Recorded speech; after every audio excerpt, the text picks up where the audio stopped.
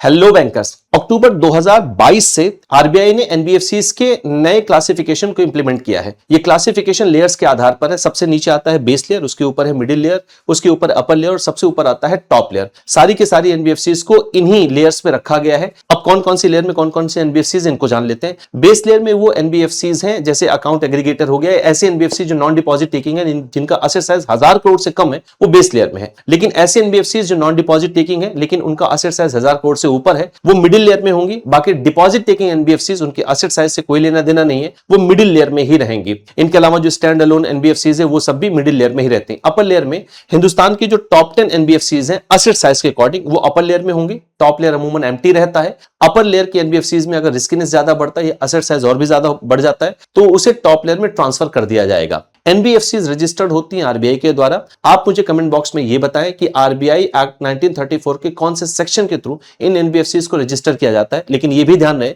कि सारी की सारी एनबीएफसीज आरबीआई से रजिस्टर्ड नहीं होती हैं। मुझे कमेंट बॉक्स में आप यह भी बताएं कि कौन सी एनबीएफसीज के लिए आरबीआई से रजिस्ट्रेशन जरूरी नहीं होता है। एनबीएफसीज के इन लेयर्स को तैयार करके जाएं, हर बार एग्जाम में जरूर पूछे जाते हैं।